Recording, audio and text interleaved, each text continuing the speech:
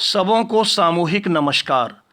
स्वागत है आप सबों का आपके ही अपने YouTube चैनल संस्कृतानुराग पर। प्यारे बच्चों, आज हम लोग NCERT द्वारा संचालित 10वीं कक्षा की संस्कृत की पाठ्य पुस्तक शेमुषी द्वितीयो भागः के चतुर्थः पाठः शिशुलालनम के प्रश्नोत्तर कार्य को करेंगे। बच्चों, आज का प्रश्नोत्तर कार्य प्रारंभ करने के पहले मैं यहाँ आप लोगों को यह बता देना आवश्यक समझता हूँ कि इस पाठ का अर्थात चतुर्थ पाठ शिशु लालनम का अध्यापन कार्य 2 वीडियो में कराया जा चुका है। तो यदि आप उन दोनों वीडियो को नहीं देखे हैं तो आप सर्वप्रथम उन दोनों वीडियो को देख लें ताकि संपूर्ण पाठ आपको अच्छी तरह से समझ में आ जाए और आपको किसी भी तरह की कोई परेशानी नहीं हो। तो आज के इस वीडियो में मैं इस पाठ का प्रश्नोत्तर कार्य प्रारंभ करता हूँ। तो सबसे पहले शब्दार्थ दिया हुआ है, इन शब्दार्थों को आप अच्छी तरह से देख लेंगे। संभव हो सके तो इन अर्थों को आप याद भी कर लेंगे। अब आगे बढ़ते हैं। सबसे पहले यहाँ देखिए दिया हुआ है एक पदेन उत्तरम लिखत, अर्थात एक पद में उत्तर लिखना है। कुश लवौ कम उपसृत्य प्रणमतः, कुश और लव किसके नज़दीक जाकर प्रणाम करते हैं? तो एक पद में उत्तर आप लिखिएगा रामम। दूसरा है तपोवन वासिनः कुशस्य मातरम केन नामना आह्वयन्ति। तपोवन के वासी लोग कुश की माता को किस नाम से पुकारते हैं? तो लिखिएगा देवी। सिर्फ एक पद में उत्तर होगा देवी। तीसरा में वयो अनुरोधात कह लालनीयः भवति, तो इसका उत्तर लिखिएगा शिशु जन। घ नंबर में केन संबंधेन वाल्मीकि कुश लव कुशयोः गुरु, किस संबंध से वाल्मीकि लव और कुश के गुरु हैं? तो उपनयनोपदेशेन। और इसका अंतिम प्रश्न कुत्र लव कुशयोः पितुः नाम न व्यवह्रियते, कि कुश और लव या लव और कुश के पिता का नाम कहाँ व्यवहार में नहीं लिया जाता है? तो यहाँ हो जाएगा तपोवन। दूसरे प्रश्न पर आते हैं। दूसरे प्रश्न में कह रहा है कि अधोलिखितानां प्रश्नानां उत्तराणि संस्कृत भाषया लिखत, नीचे लिखे गए प्रश्नों के उत्तर संस्कृत भाषा में लिखें। रामाय कुशलवयोः कंठाश्लेषस्य स्पर्शः कीदृशः आसीत्, तो इसका उत्तर होगा रामाय कुशलवयोः कंठाश्लेषस्य स्पर्शः हृदयग्राही आसीत्। ख नंबर में रामः लवकुशौ कुत्र उपवेशयितुं कथयति, तो यहाँ लिखिएगा रामः कुशलवौ सिंहासनम उपवेशयितुं कथयति। गौ नंबर में बाल भावात हिमकरः कुत्र विराजते, तो बाल भावात हिमकरः पशुपति मस्तके विराजते। घ नंबर में कुशलवयोः वंशस्य कर्ता कः, तो कुशलवयोः वंशस्य कर्ता सहस्रदीधितिः अस्ति।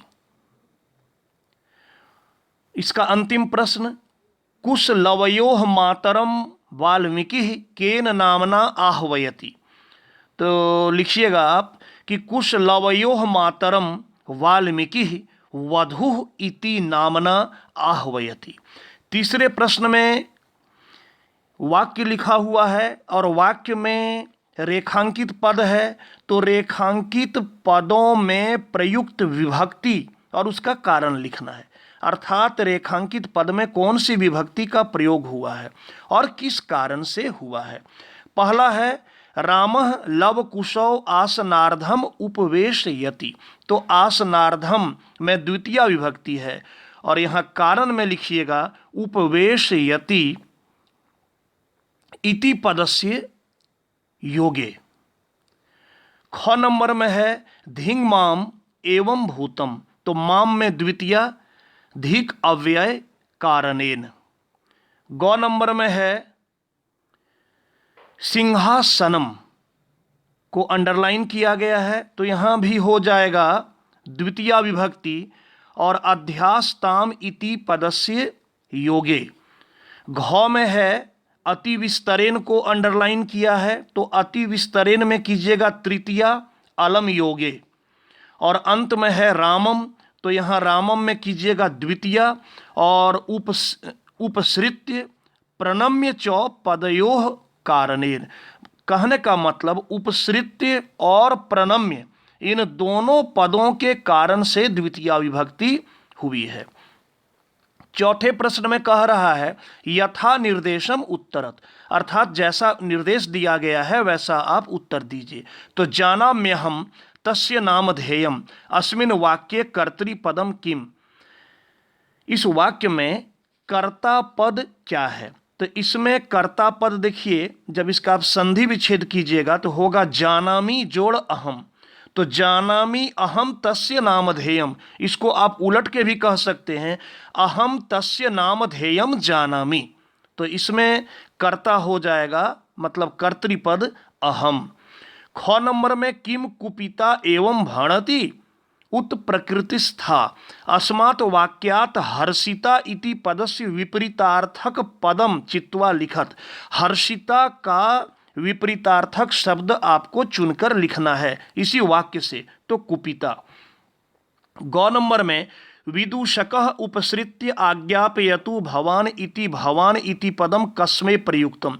विदूषक ने जो ये वाक्य कहा कि आज्ञापयतु भवान, इसमें भवान पद किसके लिए प्रयुक्त हुआ है? तो राम के लिए हुआ है, राम को कह रहा है आप आज्ञा दीजिए। घ नंबर में है तस्मात् अंक व्यवहितम अध्यास्ताम सिंहासनम अत्र क्रियापदम किम, यहाँ क्रियापद क्या है? क्रियापद अर्थात वर्ब क्या है? तो अध्यास्ताम।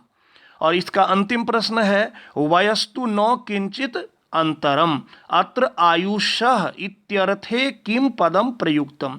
ये जो वाक्य है वयस्तु न किंचित अंतरम, यहाँ आयुषः इसी अर्थ वाला कौन सा पद प्रयुक्त हुआ है?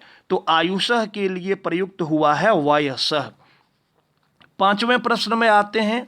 पांचवें प्रश्न में भी वाक्य दिया है और यह वाक्य कौन कह रहा है और किसको कह रहा है?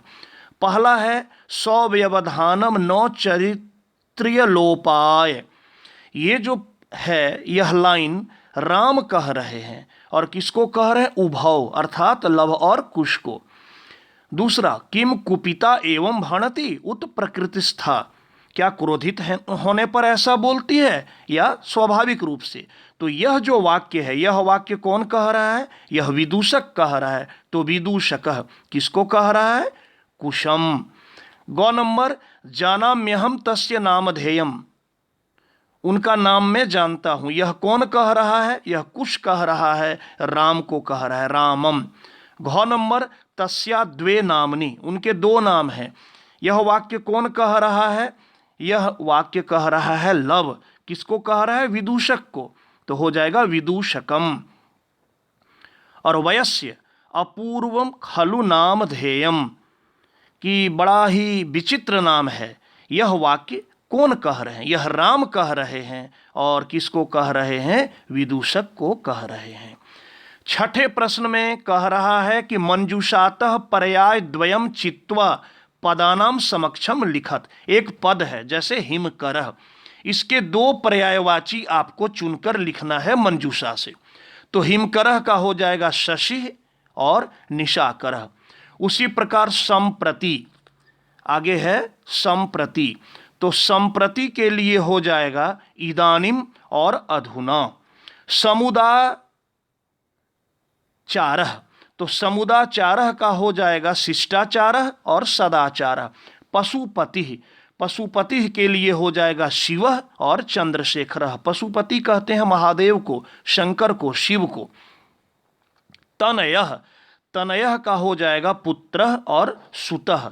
और इसका अंतिम है सहस्रदीधीति। सहस्रदीधीति सूर्य को कहते हैं, इसलिए हो जाएगा सूर्य और भानु। अब देखिए इसके अगले खंड में विशेषण विशेष्य पदानि योजयत। विशेषण और विशेष्य को आपको जोड़ना है। तो उदात्त रम्य, इसमें हो जाएगा समुदाचारः। उसके बाद है अति दीर्घ, तो अति दीर्घ हो जाएगा प्रवासः। समरूपः, समरूप हो जाएगा कुटुंब वृत्तांतः। हृदयग्राही स्पर्शः। कुमारयोः कुशलवयोः। 7वें प्रश्न में संधि करना है। द्वयोः जोड़ अपि, तो द्वयोरपि। द्वौ जोड़ अपि, द्वावपि। कह जोड़ अत्र, कोत्र। अनभिज्ञः जोड़ अहम, अनभिज्ञो अहम। इति जोड़ आत्मानम, इत्यात्मानम। इसके बाद संधि विच्छेद करना है। ख नंबर में देखिए अहम अप्येतयोः, तो इसका हो जाएगा अहम जोड़ अपि जोड़ एतयोः। ख नंबर में वयो अनुरोधात, वयः जोड़ अनुरोधात। ग नंबर में है समानाभिजनौ, समान जोड़ अभिजनौ।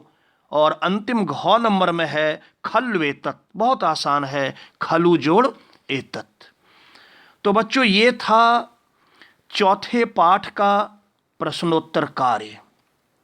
तो प्यारे छात्रों, अगर आपको मेरा यह वीडियो पसंद आया हो तो कृपया इसे आप लाइक, कमेंट एवं शेयर करके मुझे प्रोत्साहित करने का कार्य करें, ताकि आगे आपके लिए मैं और भी बेहतर एवं उपयोगी वीडियो बनाने का कार्य करता रहूं।